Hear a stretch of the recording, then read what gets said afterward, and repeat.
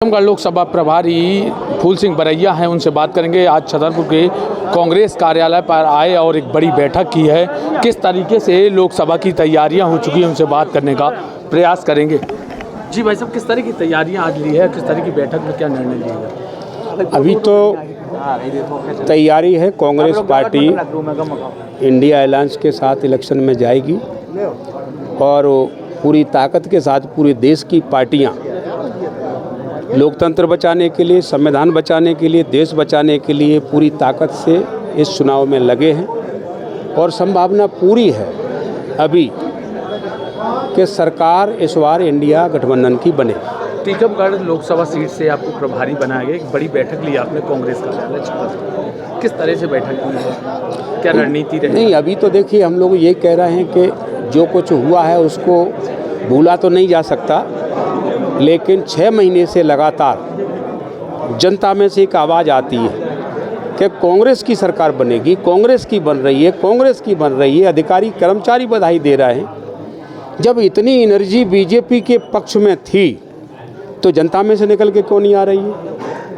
भाई जनता ने वोट डाला है तो जनता चिल्लाएगी कि नहीं चिल्लाएगी? तो कोई चिल्ला रहा था क्या? रिजल्ट आने के पहले कोई भी आदमी नहीं कह रहा था कि बीजेपी की सरकार बनेगी, जहां तक कि बीजेपी के लोग तक नहीं कह रहे थे। तो अचानक ऐसा क्या हो गया कि जिस पार्टी को पूरे वोट डाले हों और लोग कह नहीं रहे हैं कि डर गए क्या? वो कि बीजेपी के लोग डरते हैं? कह सकते थे कि हमारी सरकार बनेगी, किसी ने नहीं कहा हमारी बनेगी। और रिजल्ट आता है तो उनकी 163 सीटें, 163 सीटें जिसकी आ रही हों, जनता में से अपने आप आग बन के बूला ऊपर आ जाएगा। बड़ा अभी हार का सामना भी देखना पड़ा कांग्रेस को। लोकसभा की तैयारियां क्या रहेंगी? हमारा कहना है नहीं, लोकसभा तो हम लोग जीत रहे हैं, लोकसभा का वो चक्कर नहीं है, वो तो सब उसकी।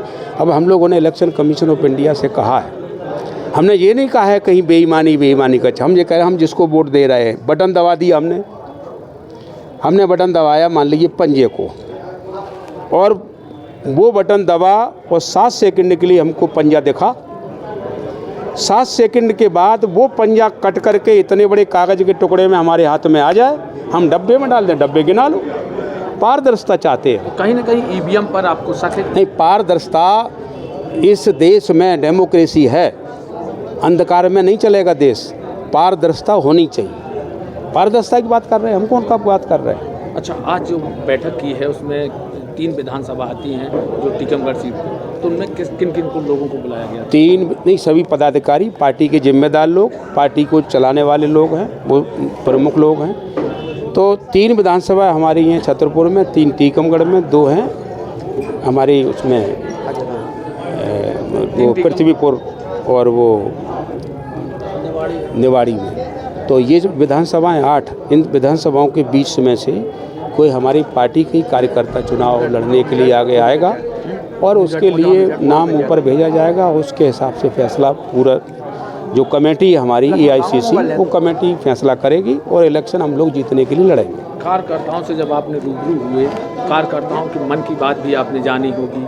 हाँ, कार्यकर्ता उत्साह से भरे हुए, लड़ेंगे, बीजेपी को हराएंगे, पूरी ताकत से लगे कार्यकर्ता। आपने एक बड़ी जान फूंकी होगी पार्टी के कार्यकर्ता? नहीं, वो तो पहले से ही उनके अंदर जान है जबरदस्त। कहीं ना कहीं तो कमजोरी, फूंकने की जरूरत है नहीं। कहीं ना कहीं पिछले चुनाव हार के बाद तो मायूस थे? नहीं, कोई मायूस नहीं है। थोड़ी बहुत तो देखो ऐसा होता है, कोई बात नहीं है। चुनाव अब मालूम नहीं कैसे हारे। ठीक है भाई साहब, हमारी फोटो जी। ये थे हमारे साथ फूल सिंह बरैया, जिन्होंने बताया कि चुनाव में लोकसभा को लेकर हमारी तैयारियां पूर्ण हो चुकी हैं और पारदर्शिता के लिए इस बार जो ईवीएम का हम बटन दबाते हैं, और बटन से जो पर्ची निकलती है वह पर्ची कहीं ना कहीं हमारे हाथों में आए और हम उसको लेकर अपने बॉक्स में डालें ताकि पारदर्शिता से चुनाव हो सकें। छतरपुर से TV9 के लिए प्रदीप सिंह।